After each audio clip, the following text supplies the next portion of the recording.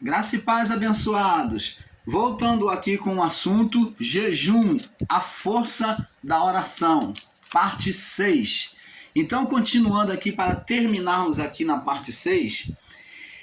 Então, amados, o jejum, como foi falado aqui, o jejum é uma manifestação espiritual do homem para com Deus, aonde o homem ele domina a sua carne, ele crucifica a sua carne, as vontades da sua carne, para se manifestar-se espiritualmente ao Criador. Quando o homem entra em jejum, por exemplo, como Jesus, ele sendo batizado nas águas, ele foi batizado com o Espírito Santo, veio o Espírito sobre ele, em forma corpórea de uma pomba, diz a palavra, que é o João Batista batizar Jesus. Ele logo sai da água e vem uma forma corpórea de uma pomba, quer dizer, em forma de uma pomba, o Espírito, e vem sobre ele e batiza ele. Ele tem um batismo com o Espírito Santo vem sobre ele.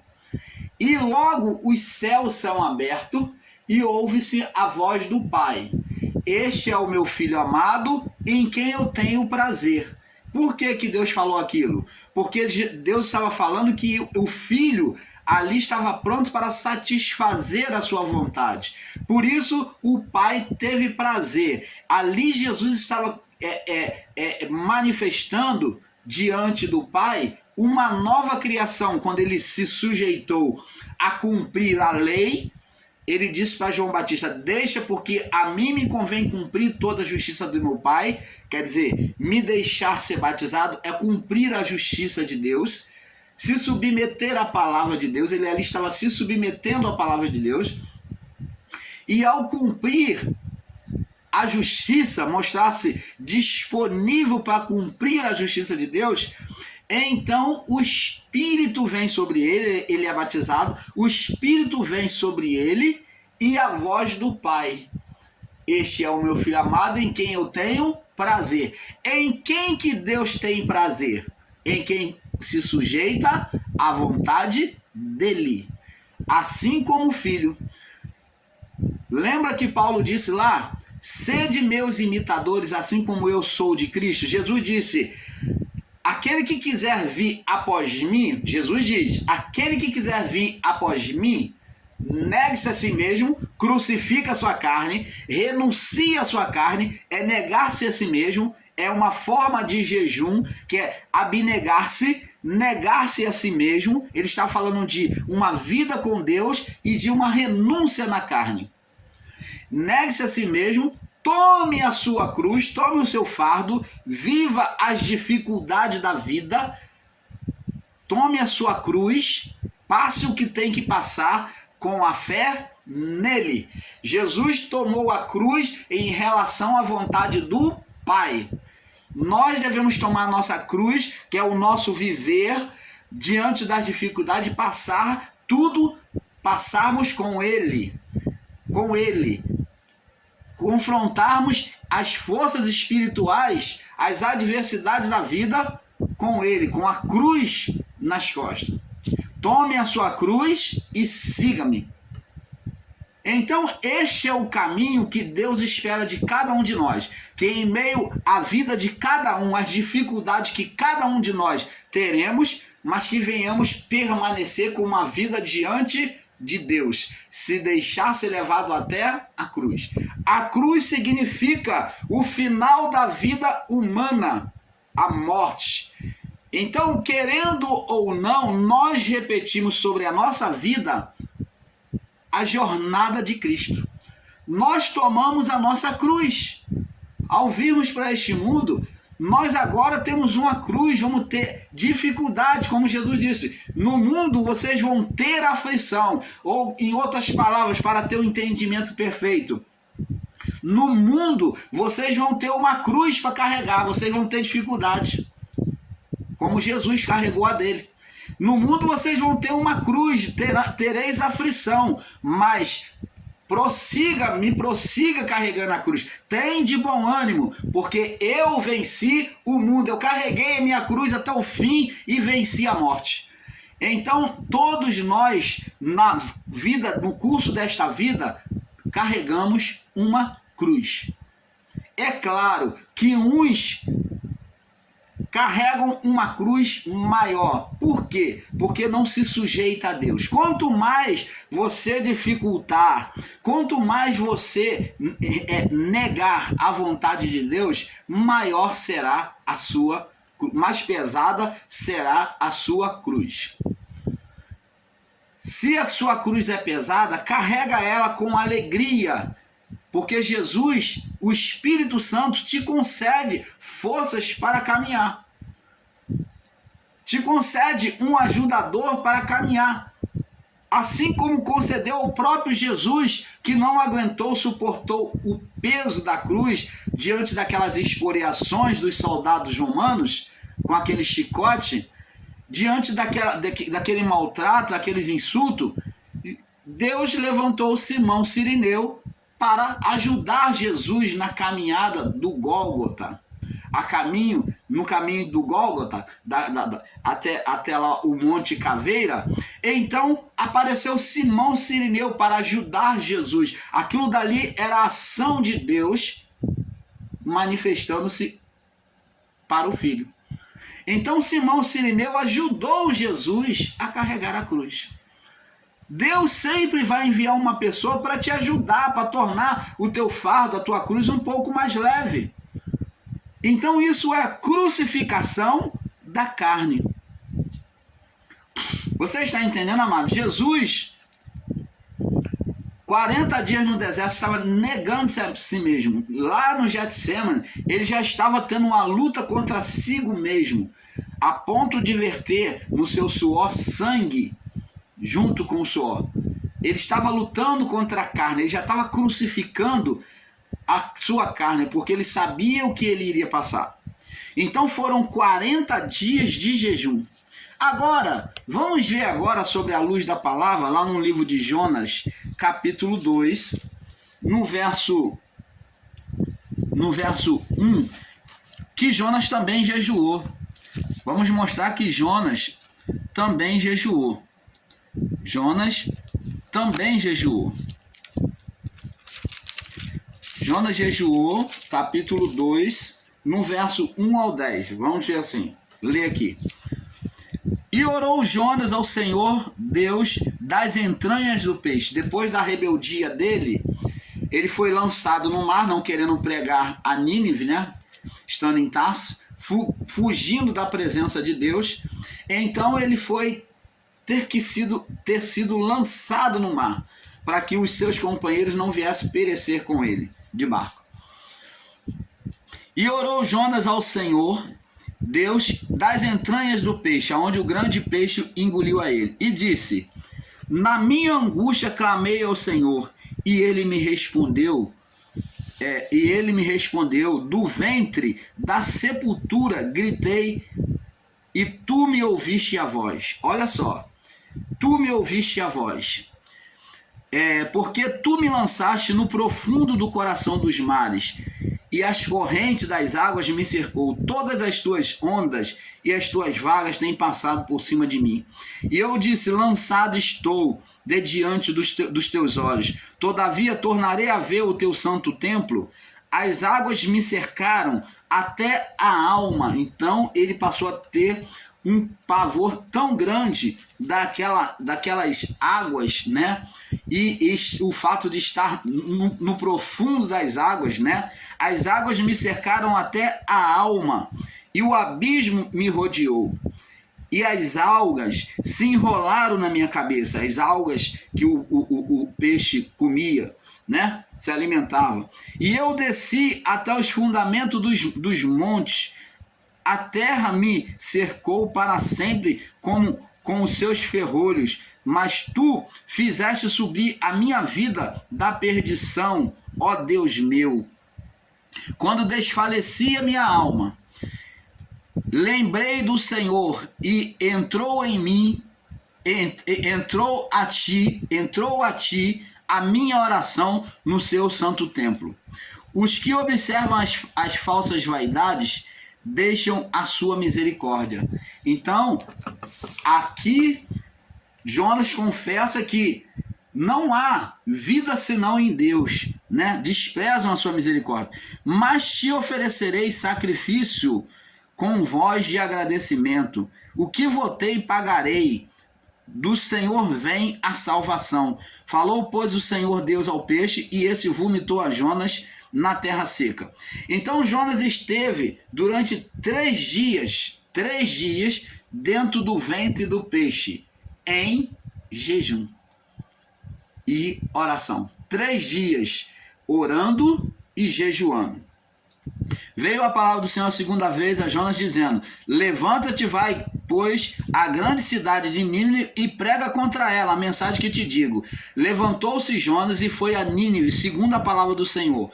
Ora, Nínive era uma cidade muito grande, em 3 dias de caminho. Então você está vendo, ele ficou 3 dias no ventre do peixe, como Jesus disse que, assim como Jonas, né, ele morreria e ressuscitaria ao 3º dia, ele voltaria ao 3º dia. Jonas teve 3 dias no ventre do peixe, em jejum, sem comer e sem beber. Então, agora, depois dos 3 dias que ele esteve em jejum, agora ele faz 3 dias de caminhada. 3 dias de caminhada, pregando durante toda a Nínive, percorrendo a Nínive, anunciando a palavra do Senhor, para que o povo viesse converter, senão o mal, né, a condenação iria alcançar o povo de Nínive. Agora veja no verso 5, e os homens de Nínive, no verso 4, e começou Jonas a entrar pela cidade no caminho de um dia, né, no caminho de um dia, né, e pregava dizendo, ainda 40 dias e Nínive será subvertida, será condenada, julgada. Ainda, Jonas está falando, ó, daqui a 40 dias, Nínive será julgada. E os homens de Nínive creram em Deus e proclamaram um jejum. Vestiram-se de saco, desde o maior até o menor, até as crianças. Esta palavra chegou também ao rei de Nínive, e se levantou-se do seu trono, tirou de si as suas vestes reais, cobriu-se de saco, de pano de saco, sentou-se sobre a cinza e fez um proclamado que se divulgou em Nínive pelo decreto do rei e dos seus grandes, dizendo, nem homens, observa bem, ó, nem homens, nem bois, provem coisa alguma, nem lhes deis alimento, nem bebam água. Então tá vendo que nem homens, nem bois, nenhum animal provaram do alimento, não comiam e nem bebiam durante esse período de jejum. Então foi proclamado pelo rei, ao ele receber aquela palavra e ver que o povo jejuava, estava disposto a se arrepender. Então agora o rei pega e obriga a todos, leva a todos a jejuar, até os animais, não só de comida como de água. Os espíritos agora, tanto de homem como de animais, passariam por uma purificação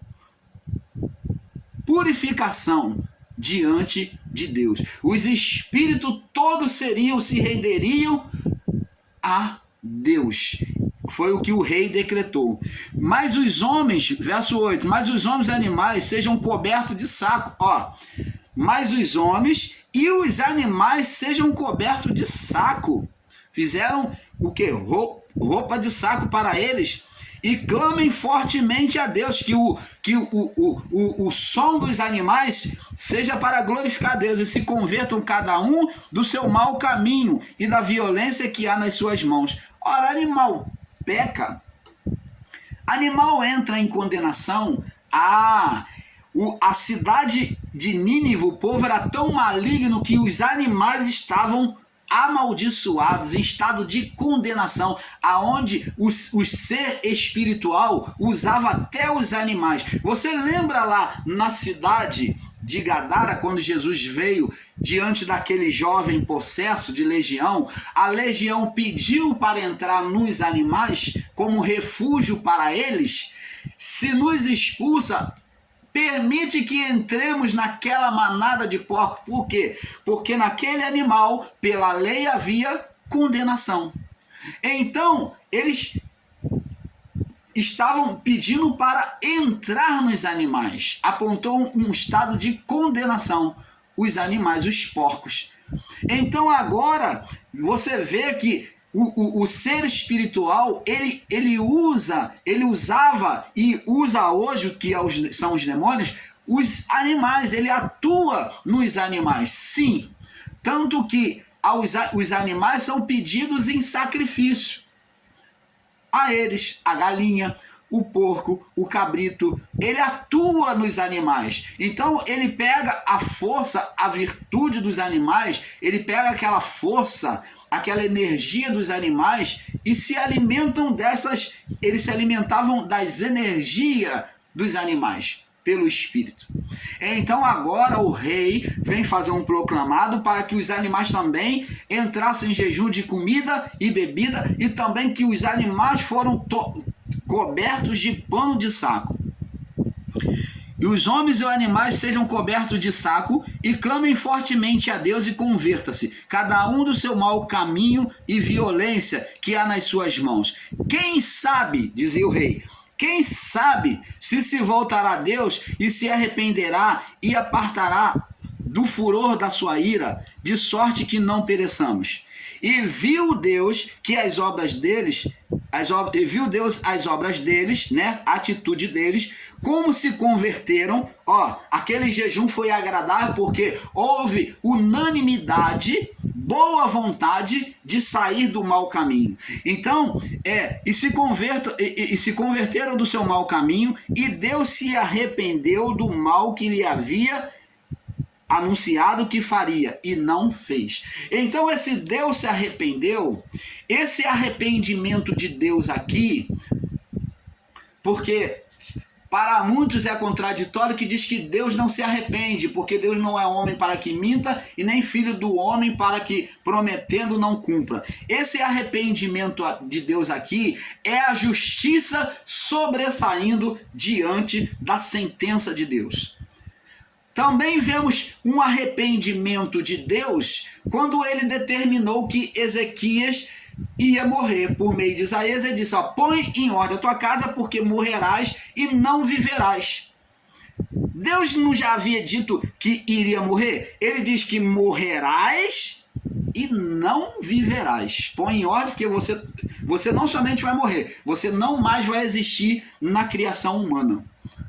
Mas Ezequias entrou em oração, se humilhou diante de Deus, retratou a fidelidade dele para com Deus e o amor para com a sua forma de servir a Deus, lembrou a Deus, e Deus, naquela lembrança, quando Isaías ainda estava saindo do palácio do rei, quando estava no pátio do palácio do rei, lá embaixo, antes de atravessar os portões para sair, Deus fala a Isaías: volta lá de novo, e diz que eu vou acrescentar mais 15 anos na vida de Ezequias. Você está vendo? A justiça está acima da própria sentença de Deus. Porque Deus ama a justiça, ele tem prazer na justiça. Deus não tem prazer na iniquidade. A justiça faz com que a mão de Deus retroceda a sentença de Deus. A justiça é a própria mão de Deus retrocedendo a sentença, o juízo. Ainda que Deus havia sentenciado o juízo contra Nínive, mas se houve justiça, se eles se colocaram corretamente pelo motivo a qual Deus iria condenar a cidade, então Deus não precisa mais sentenciar. Isso é justiça de Deus. Eles se corrigiram. Assim como Ezequias. Ezequias trouxe lembrança a Deus algo que realmente foi verdade, foi justiça. E Deus falou, por que não acrescentar a ele mais 15 anos? Deus acrescentou pela vontade de Ezequias e não pela vontade dele. Agora, nós vemos que esses 15 anos só foi 15 anos de sofrimento, aonde ele vê a sua família se degradar, aonde ele vê os seus filhos abandonarem o Senhor. Foi 15 anos que para ele era preferível ele ter morrido. Então Deus sabe o que é melhor para nós. Mas quando nós pedimos, Deus por justiça nos dá. Você está entendendo, amado? Então o jejum fez apartar a sentença de Deus, aonde Jonas espera lá de cima, na saída da cidade, lá do alto monte, olhando a cidade abaixo, espera vir a sentença de Deus sobre a cidade. E não vem, Jonas fica triste, quer até morrer. Você está vendo o profeta agora com um coração maligno, desejoso a ver o mal da cidade? Ele desejoso a ver que a palavra dele é que ia prevalecer. Mas não é assim. Então, amados, temos que ter este perfeito entendimento. O jejum também, Davi jejuou, como já falamos. Davi, quando jejuou para que Deus viesse resgatar o seu filho da morte. E durante esse período que o filho estava doente, Davi, ele não se apartou da oração e do jejum, não comeu coisa alguma, não bebeu nada. Mas quando o filho morre, Davi se levanta imediatamente e vai viver a sua vida. Ele come, bebe e vai voltar ao normal. Então aquilo que aconteceu com Davi, o falecimento do seu filho, a quem ele desejou com Betseba, aquilo dali serviu de aprendizado para não afrontar a Deus, ele não mais entrar no estado de pecado, aonde o seu pecado foi virando uma bola de neve, pecado escondendo pecado. Então dali foi uma lição para Davi se corrigir e nunca mais desobedecer a Deus. Ele viu qual era a sentença do pecado, aonde está escrito aqui no Salmo 35, né? Do qual nossos irmãos, né, e irmãs usam para justificar e dizer que o jejum foi apenas para contristação. Mas isso é um literalismo de palavra. 35:3, ó. Quanto a mim, quando estavam enfermos, as minhas vestes eram de saco, humilhava a minha alma com jejum e a minha oração voltava para o seu seio. Então, esse jejum que Davi fez foi de contristação, arrependimento e contristação, para ver se Deus mudava o estado do seu filho. Mas Deus não mudou. Deus permitiu que a doença chegasse até o fim de levar a vida do seu filho. Davi pagou com o seu próprio erro. Você está entendendo, amado? Jejum o significado do jejum, ele tem a expressão de contristação, separação, consagração e aflição da alma, né? Marcos capítulo 9, vamos ver lá no livro de Marcos, aqui no livro de Marcos, para nós fecharmos já esses entendimentos, né? Esse entendimento, Marcos capítulo 9, que já estamos terminando aqui, 9, para nós já fecharmos esse entendimento. Marcos 9, 33, diz assim, olha só o porquê, motivo está aqui de os discípulos não ter conseguido expulsar o demônio do jovem lunático. E chegou-se a Cafarnaum,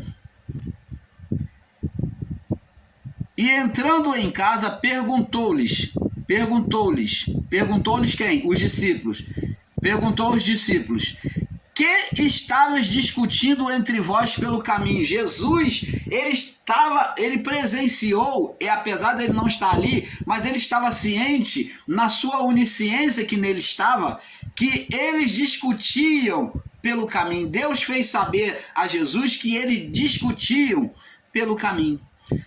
Mas eles se calaram, eles não falaram qual o motivo, que era por querer saber quem deles era o mais poderoso, seria maior no reino dos céus, né? Mas eles se calaram porque pelo caminho tinham disputado entre si quem era o maior.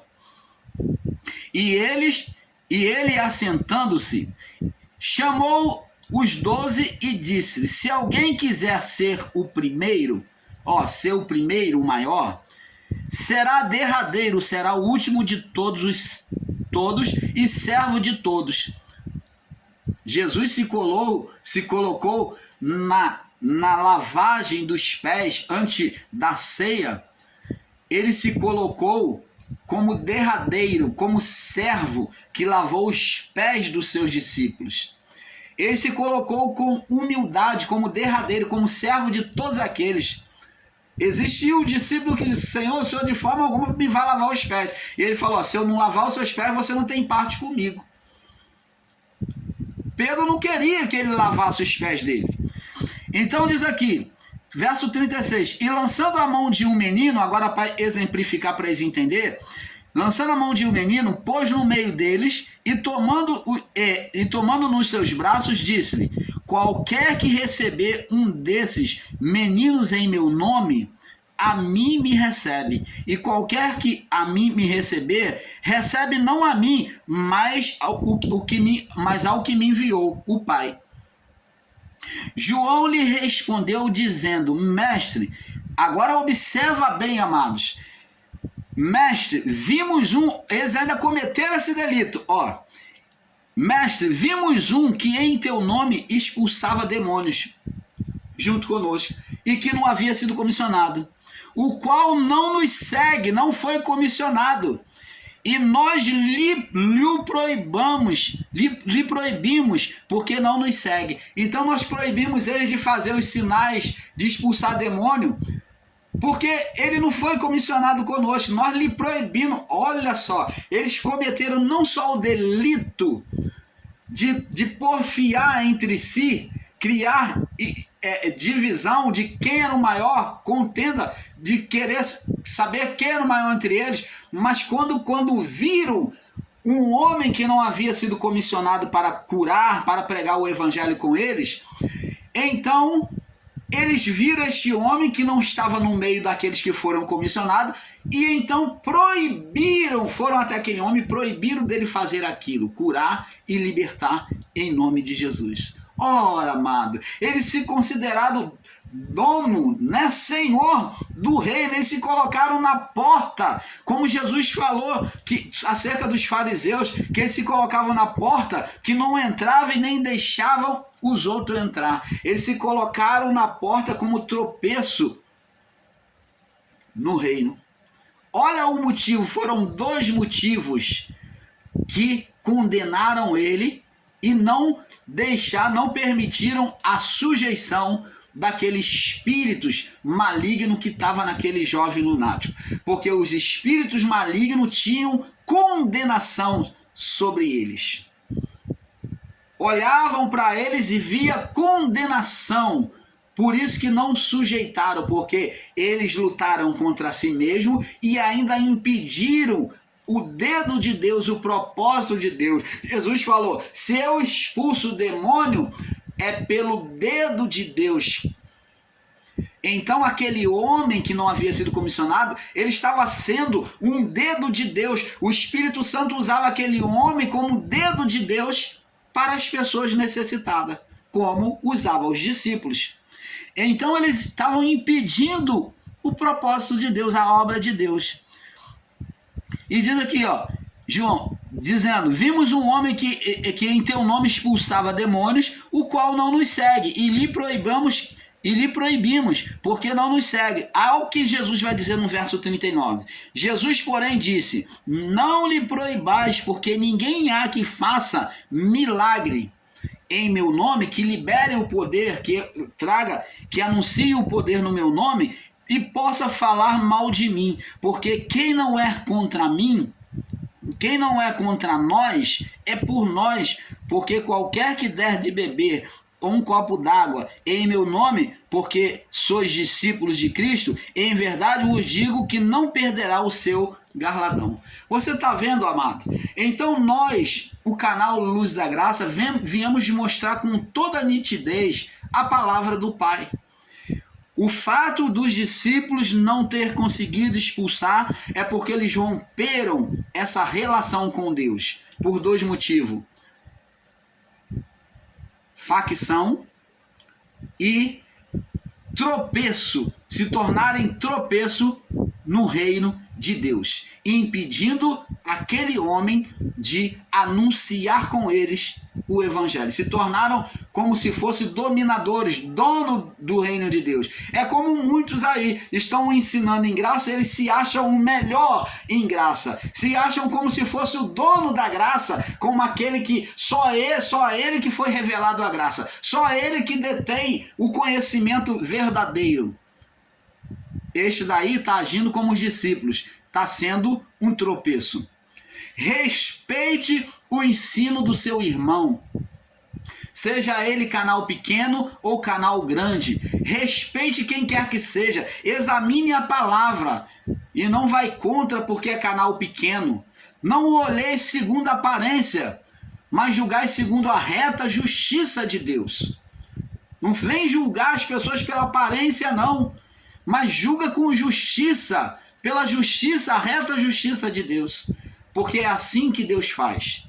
E nós, o canal Luzes da Graça, agradecemos a todos vocês e ficamos por aqui sobre este entendimento sobre o jejum, despertando, tendo trazido um pouco mais para vocês sobre o jejum, para que houvesse um perfeito entendimento. E eu creio que, a partir de agora, você que tinha algumas dúvidas sobre o jejum, você que seguia o pensamento equivocado desses irmãos que condenavam o jejum como algo da lei, então você agora já sabe que o jejum é a abnegação da carne, é a crucificação da carne e o fortalecimento do Espírito no Pai. Mas para isso temos que estar em paz com Deus, temos que estar em paz com o nosso próximo, temos que estar debaixo do amor ao próximo, para que o jejum seja perfeito e eficaz, como diz lá no livro de Isaías 58, que a luz vai se romper. Então, para que essa luz de Deus ela se rompa na sua vida, para que se formem em você rios de água viva do seu interior, então, para que essa manifestação de Deus aconteça, tem que haver amor ao próximo, você está em paz com o seu próximo e em paz com Deus. Senão, de nada adianta o jejum. Jejuar com sentimento maligno de mágoa, de ira, de ódio, desejando o mal do seu irmão, tendo um dedo acusador, como está escrito em Isaías lá 58, com um dedo acusador. Você colocando jugo sobre